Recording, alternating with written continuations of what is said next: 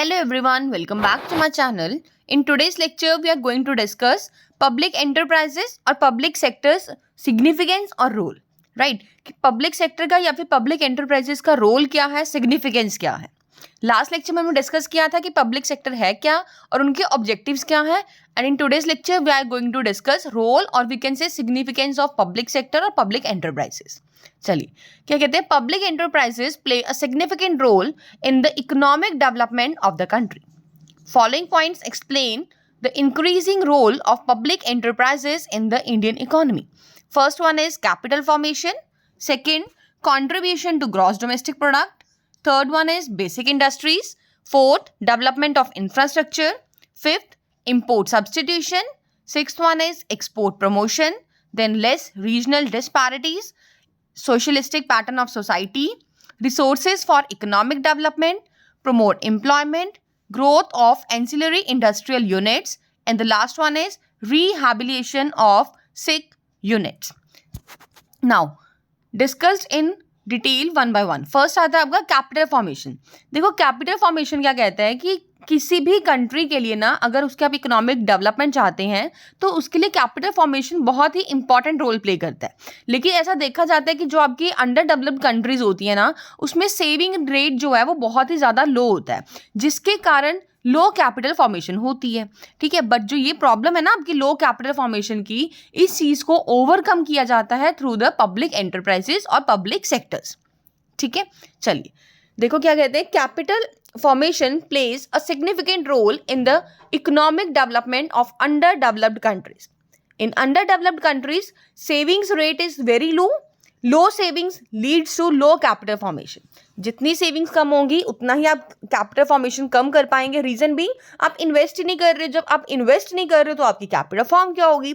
Then this problem can be overcome through public enterprises. और ये जो आपकी प्रॉब्लम है, ऑब्स्टेकल है, ये आपका पब्लिक एंटरप्राइजेस की हेल्प से इसको रिमूव किया जा सकता है या फिर ओवरकम किया जा सकता है. Second one is contribution to gross domestic product. जो पब्लिक सेक्टर का शेयर है ना इन जीडीपी, वो बहुत ही ज़्यादा देखने को मिला है कुछ टाइम में. Share of public sector in GDP means gross domestic product has tended to increase over time. Third one is basic industries. देखो, बेसिक इंडस्ट्रीज जो होती हैं या हैवी इंडस्ट्रीज होती हैं, लार्ज इंडस्ट्रीज होती हैं ना, अगर आप उनको इस्टेब्लिश करना चाहते हैं, उनमें सेटअप करना चाहते हैं, तो काफ़ी ह्यूज इन्वेस्टमेंट्स की रिक्वायरमेंट पड़ती है. ठीक है, और वो जो ह्यूज इन्वेस्टमेंट्स है ना, वो प्राइवेट सेक्टर अकेले उसको हैंडल नहीं कर पाता, अफोर्ड नहीं कर पाता. तो जो आपकी पब्लिक सेक्टर है या पब्लिक इंडस्ट्रीज है ना, पब्लिक एंटरप्राइजेज हैं, वो आपके बेसिक इंडस्ट्रीज़ को, हैवी इंडस्ट्रीज़ को, लार्ज इंडस्ट्रीज़ को प्रमोट करते हैं. क्यों? क्योंकि इनको फाइनेंस की रिक्वायरमेंट नहीं है, ह्यूज कैपिटल्स की दिक्कत नहीं होती है, इनके पास अवेलेबल होता है. और ये क्या करते हैं, जो आपका सिक इंडस्ट्रियल यूनिट्स हैं, मतलब टेक्सटाइल इंडस्ट्री की जो सिक यूनिट्स होती हैं, उसको भी एक न्यू लाइफ देते हैं. उनको जो भी इंफ्रास्ट्रक्चर चाहिए, जो भी उनको फाइनेंस रिक्वायरमेंट चाहिए, जितनी भी उनकी नीड्स हैं, वो प्रोवाइड करवा के. ठीक है, तो क्या कहते हैं, it is only through public enterprises that we can lay strong foundation for basic industries in India. Large scale industries like iron and steel, heavy machines, fertilizers, atomic energy, arms, etc. could be established only under public sector. तो जितनी भी आपकी large industries हैं वो आप public sector के अंदर ही establish कर सकते हो. प्राइवेट सेक्टर के अंदर ये इस्टेब्लिश करना क्वाइट पॉसिबल नहीं है आपके लिए. This sector has given new life to 6 units of textile industry. The contribution of public sector in developing basic industries and in attaining self-sustained growth is remarkable. जो आपकी पब्लिक सेक्टर है ना, उन्होंने एक तो बेसिक इंडस्ट्रीज को develop करने में बहुत ज़्यादा हेल्प की है और उन्होंने आपकी इकोनॉमी को एक सेल्फ सस्टेन्ड ग्रोथ की तरफ लेके गए हैं वो. ठीक है, सेल्फ सस्टेन्ड ग्रोथ को अटेन करने में भी पब्लिक सेक्टर का बहुत बड़ा रोल है. नेक्स्ट आता है डेवलपमेंट ऑफ इंफ्रास्ट्रक्चर. क्या कहते हैं, development of infrastructure like transport, power, communication, basic industries etcetera is a precondition of growth. Pace of industrial development can not be accelerated without their establishment. अगर कोई भी economy ये चाहती है कि हम इंफ्रास्ट्रक्चर को बिना डेवलप करे ही अपनी इकॉनमी को ग्रोथ कर लें, तो ऐसा पॉसिबल नहीं होता. तो ये बोला गया, pace of industrial development can not be accelerated without their establishment. Their development requires huge capital investment which cannot be mobilized by the private sector. अब आपने कोई भी ट्रांसपोर्ट, पावर, कम्युनिकेशन या बेसिक इंडस्ट्रीज को सेटअप करना है ना, तो इनकी जो डेवलपमेंट है ना उसमें बहुत ज़्यादा ह्यूज इन्वेस्टमेंट्स की रिक्वायरमेंट होती है और जो कि प्राइवेट सेक्टर के द्वारा वो अफोर्ड नहीं की जा सकती है. Moreover, these projects do not promise high profits. अब ऐसा भी नहीं है, देखो आपने ट्रांसपोर्टेशन चलाई है, पब्लिक ट्रांसपोर्ट चल रहे हैं, अब इससे ज़्यादा प्रॉफिट हो रहा है या नहीं हो रहा, बहुत ज़्यादा नहीं होता है. तो इस चीज़ से भी जो प्राइवेट एंटरप्रेन्योर्स होते हैं ना वो रिलक्टेंट होते हैं, वो हेजिटेट करते हैं इन चीज़ में इन्वेस्टमेंट्स करने में. तो यही बोला गया है, Moreover, these projects do not promise high profits. Therefore, the private entrepreneurs would be reluctant to undertake them. Their development is possible only and only in the public sector. Public sector में ही इनकी development और growth possible होती है. Next one is import substitution. देखो अगर आप बाहर से इंपोर्ट करते जाएंगे बार बार तो आपका जो बैलेंस ऑफ पेमेंट है ना या बैलेंस ऑफ ट्रेड है वो अनफेवरेबल होना स्टार्ट हो जाएगा. क्यों? आप क्या कर रहे हो, फॉरेन एक्सचेंज रिजर्व्स को पे कर रहे हो. जब आप इंपोर्ट करेंगे, फॉरेन से कुछ भी सामान ले रहे हो आप, तो आपको पेमेंट करनी पड़ेगी डॉलर्स में, तो आपका जो फॉरेक्स रिजर्व्स होता है ना वो आपका डाउन होना स्टार्ट हो जाता है. तो ये बोला गया कि आप अपने इंपोर्ट के या तो सब्सटीट्यूट्स ढूंढना स्टार्ट कर दो या फिर उसकी प्रोडक्शन इंडिया में ही करनी स्टार्ट कर दो. ठीक है, तो ये जो आपका रोल है ये पब्लिक सेक्टर के द्वारा ज़्यादा अच्छे से परफॉर्म किया जा रहा है. For a favourable balance of trade it is essential that goods imported from other countries are produced within the country or their indigenous substitutes are developed. या तो मतलब बैलेंस ऑफ ट्रेड को फेवरेबल करने के लिए ये आपके लिए बहुत इंसेंशियल हो जाता है कि जो आप गुड्स बाहर से इंपोर्ट कर रहे हो या तो वो आप उन चीज़ों को अपनी कंट्री में प्रोड्यूस करना स्टार्ट कर दो या फिर आप उसका कोई सब्सटीट्यूट ढूंढ लो जो कि आपकी ही कंट्री में अवेलेबल हो. Public enterprises are playing an appreciable role in the field of import substitution. This sector is producing various kinds of machines, electronic goods, watches, petroleum products, and railway equipment. Thus, public enterprises saves sizable amount of foreign exchange. Next आता है आपका export promotion. अगर आपने import को substitute करना है तो उसी के साथ आपको एक्सपोर्ट को प्रमोट भी करना पड़ेगा सो दैट आपके बैलेंस ऑफ पेमेंट हाई रहे, है ना, मतलब बैलेंस ऑफ पेमेंट फेवरेबल रहे. मीन्स आपके पास फॉरेक्स रिजर्व्स आने चाहिए. अगर आप एक्सपोर्ट करें, अपने गुड्स को बनाकर आप फॉरेन कंट्रीज़ में सेल करते हैं तो आपके पास फॉरेक्स रिजर्व्स आएगा, तो इससे आपकी कंट्री भी ग्रो होगी और आपका कहीं ना कहीं जीडीपी शेयर भी इंक्रीज होगा.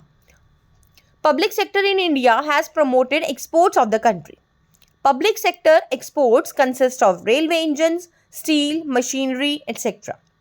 The state trading corporations, STC, and the Minerals and Metals Trading Corporation, MMTC, have done a wonderful job in the area of export promotion. ये आपके कुछ टू फील्ड्स बता रखी हैं, टू कॉरपोरेशंस हैं आपकी जिन्होंने एक्सपोर्ट को प्रमोट करने में कमेंडेबल जॉब परफॉर्म की है. Thus, public sector has made a significant contribution in the field of export promotion. Next role क्या है पब्लिक सेक्टर का? Less regional disparities. आपने अक्सर देखा होगा कि जितने भी पब्लिक सेक्टर की गवर्नमेंट इंडस्ट्री सेटअप होती है ना वो आपकी ज़्यादातर बैकवर्ड एरियाज में होती है ना. अब इसको बैकवर्ड एरियाज में मतलब इस्टेब्लिश करने के लिए गवर्नमेंट क्या करती है, उन इंडस्ट्रीज़ को कंसेशंस देना स्टार्ट कर देंगी. ठीक है, लो रेट पर उनको रिसोर्सेज अवेलेबल करवा देंगे, टैक्स हॉलीडे मिल जाता है सो दैट आपकी जो रीजनल डिस्पैरिटीज क्रिएट हो रही है ना तो वो आपकी रिमूव हो जाए. ठीक है, तो ये सिर्फ और सिर्फ आपका पब्लिक सेक्टर ही रोल प्ले करता है. प्राइवेट सेक्टर कभी भी बैकवर्ड एरियाज में डेवलप नहीं करेगा अपनी इंडस्ट्रीज को, क्योंकि उनका मेन मोटिव क्या होता है कि हमें maximum to maximum profits earn करने हैं, है ना. तो वो कभी भी सोसाइटी के वेलफेयर की बात नहीं करते हैं. तो ये बोला गया कि लेस रीजनल डिस्पैरिटी में there are notable regional disparities in the country. While on the one hand Punjab, Gujarat, Maharashtra are industrially developed regions and on the other hand Odisha, Bihar, Madhya Pradesh are equally backward. तो हमें यहीं पे पता चल रहा है कि कुछ स्टेट्स तो आपकी बहुत ज़्यादा अच्छी हैं, इंडस्ट्रियल डेवलप्ड हैं, और कुछ स्टेट्स में तो बिल्कुल भी इंडस्ट्रीज है ही नहीं है. तो expansion of the public sector enterprises has played a significant role in reducing these disparities. For example, 3 big steel plants in the public sector have been established in the backward regions only. जो बड़े बड़े steel plants हैं ना आपके public sector के, वो आपके backward regions में ही स्टैब्लिश किए गए हैं. For the sake of economic development of backward regions public enterprises are being set up there. अब ऐसा क्यों करते हैं? सो दैट कि जो भी आपके मतलब बैकवर्ड रीजन्स है उनकी प्रमोट की जाए, उनको प्रमोट किया जाए, और उस मतलब जैसे बोलते हैं ना कि ये तो बहुत बैकवर्ड है तो उसको कोई इंपॉर्टेंस नहीं दे रहा, उस पर्टिकुलर रीजन की भी डेवलपमेंट हो, इस पर्पज से उन्होंने क्या किया, बैकवर्ड रीजन्स में अपनी इंडस्ट्रीज को सेटअप करना स्टार्ट कर दिया है. Next one is socialistic pattern of society. देखो क्या कहते हैं, industrial policy of India aims at establishing socialistic pattern of society. In such a society, inequality in distribution is kept within the warranted limits and the public enterprises are expected to generate much needed surplus for growth. देखो जो हमारी industrial policy है ना India की, उसका main M क्या है कि वो स्टैब्लिश करे सोशलिस्टिक पैटर्न ऑफ सोसाइटी को. ठीक है, अब ये एक ऐसी सोसाइटी होती है जिसमें कि इनइक्वालिटी इन डिस्ट्रीब्यूशन को अलग से हम साइड पे रखते हैं. ठीक है, और पब्लिक एंटरप्राइजेस से एक्सपेक्ट किया जाता है कि वो ज़्यादा से ज़्यादा जो सरप्लस है उसको जनरेट करे सो दैट हम अच्छे से ग्रो कर पाए. Investments in public sector serves a check on the concentration of economic power in the private sector. जो भी इन्वेस्टमेंट्स की जाती हैं पब्लिक सेक्टर में, वो आपको एक तरह से हेल्प करता है टू चेक कि कोई प्राइवेट सेक्टर की इकोनॉमिक कंसंट्रेशन पावर तो नहीं है उनके पास. ठीक है, adopting the policy of price discrimination, the government sells essential goods to the poorer sections of the society at reduced rates. जब प्राइस डिस्क्रिमिनेशन की पॉलिसी अडॉप्ट करती है ना, तो इससे गवर्नमेंट क्या करती है, जितने भी आपके इसेंशियल गुड्स होते हैं ना, वो मतलब सेल करेंगे उनको पूरर सेक्शंस को, और बहुत ही रिड्यूस्ड रेट्स पे, मतलब रीजनेबल रेट्स पे, और क्वालिटी वाइज अच्छे प्रोडक्ट्स को सेल करते हैं. वेजेस जिन पर्सनस की या जिन एम्प्लॉयज़ की बहुत कम है, उसको एक रीजनेबल लेवल तक, रीजनेबल स्टैंडर्ड तक इंक्रीज किया जाता है. क्या कहते हैं, wages of low paid employees are raised to reasonable standard. Thus, public sector enterprises set a trend for the socialistic pattern of the society. Next one is resources for economic development. देखो क्या कहते हैं, less developed countries like India need lot of resources for economic development. Only a small percentage of profit in the private sector is reinvested. The rest is distributed as dividend among the shareholders. देखो private sector में ना ऐसा mostly देखा जाता है कि जो भी कंपनी को प्रॉफिट्स होते हैं ना, उन प्रॉफिट्स को री इन्वेस्ट नहीं किया जाता ताकि मतलब अच्छे से रिटर्न्स ले, इसलिए नहीं, उनको क्या करते हैं, प्रॉफिट्स को most of the part of the profit को आप डिस्ट्रीब्यूट कर देते हो as a dividend among your shareholders. ठीक है, बट अगर हम बात करें पब्लिक सेक्टर की, तो जो भी सरप्लस जनरेट किया जाता है in the public sector enterprises is largely reinvested on the development of those very enterprises और on the economic progress of the country. But जो आपके पब्लिक सेक्टर में जितना भी अर्न किया जा रहा है ना, उसको आप री इन्वेस्ट करते हो सो दैट आप एक तो एंटरप्राइज की ग्रोथ हो और एक आप इकोनॉमिक प्रोग्रेस चाहते हैं अपने ही कंट्री की. More over the dividend received by the government from the public enterprises is reinvested in the development works like infrastructure development etc. हालांकि ये भी देखा जाता है कि जो भी आपकी पब्लिक सेक्टर में जो भी इनको एज अ डिविडेंड रिसीव होता है ना गवर्नमेंट इंडस्ट्री से या पब्लिक एंटरप्राइजेस से, वो उस डिविडेंड को भी री इन्वेस्ट कर देते हैं डेवलपमेंट वर्क्स में. ठीक है, कोई आप इंफ्रास्ट्रक्चर डेवलप कर दिया, कोई ट्रांसपोर्ट, पावर, कुछ भी. Thus, the government can generate resources for its development plans through the public sector enterprises. Next one is promote employment. देखो पब्लिक सेक्टर एंटरप्राइजेस ना हेल्प करते हैं to generate more and more employment opportunities. देखो large industry setup हो रही हैं, basic industry setup हो रही हैं under private sector public sector. तो कहीं ना कहीं जब आप इंडस्ट्री सेटअप कर रहे हो तो ऑब्वियस है कि आप एम्प्लॉयमेंट अपॉर्चुनिटीज भी प्रोवाइड करोगे. तो पब्लिक सेक्टर का बहुत बड़ा सिग्निफिकेंट रोल प्ले होता है किस चीज़ में, to generate more and more employment opportunities. ये तो बहुत सिंपल सा पॉइंट था. नेक्स्ट आता है आपका growth of ancillary industrial units. Public जो एंटरप्राइजेस होते हैं ना वो बहुत लार्ज होते हैं साइज में. ठीक है, these enterprises purchase various intermediate products from small and ancillary units. अब जब आप बहुत बड़ी यूनिट्स हैं, पब्लिक एंटरप्राइजेस बहुत बड़ी बड़ी होती हैं साइज में, ठीक है। तो ये इंटरमीडिएट प्रोडक्ट्स को बाय करते हैं स्मॉल और एंशिलरी यूनिट से, तो अल्टीमेटली हेल्प करते हैं स्मॉल और एंशिलरी यूनिट्स को ग्रो करने में, क्योंकि जब भी उनसे सामान लेंगे तो अल्टीमेटली उनकी सेल्स इंक्रीज हो रही हैं, और जब उनकी सेल्स इंक्रीज हो रही हैं तो अल्टीमेट है कि ऑब्वियस है कि उनके प्रॉफिट्स इंक्रीज होंगे, है ना। और जब प्रॉफिट्स इंक्रीज होंगे और साथ साथ ये एक चीज़ और करते हैं, इन्हीं को more and more employment opportunities भी प्रोवाइड करता है। तो क्या कहते हैं, public enterprises are very large in size, these enterprises purchase various intermediate products for small and ancillary units. Public enterprises have helped in the growth of ancillary industrial units in the country, offering more and more employment opportunities. Next आता है आपका rehabilitation of sick units. देखो क्या कहते हैं, जितनी भी सिक units होती है ना, उनको रिहैबिलिएट करने में, उनको ठीक करने में पब्लिक सेक्टर का बहुत बड़ा हाथ होता है, ठीक है। या तो ये उनको इंफ्रास्ट्रक्चर्स प्रोवाइड कर देंगे, या फिर ये उनको क्या करेंगे, एक टेक ओवर कर लेते हैं, ठीक है. Public sector has rendered services in rehabilitating sick industrial units.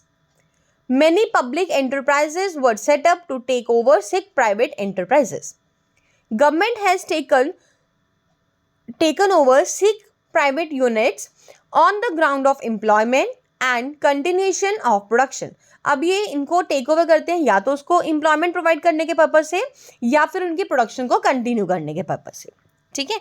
तो आज के लेक्चर में हमने डिस्कस किया है कि पब्लिक सेक्टर का क्या रोल है, या फिर क्या उनके सिग्निफिकेंस होती है. तो बेसिकली हमने 12 पॉइंट्स को डिस्कस किया है, जिसमें फर्स्ट था आपका capital formation, second one is contribution to GDP, then basic industries, development of infrastructure, import substitution, export promotion, less regional disparities, socialistic pattern of society, then resources for economic development, promote employment, growth of ancillary industrial units, and the last one is rehabilitation of sick units.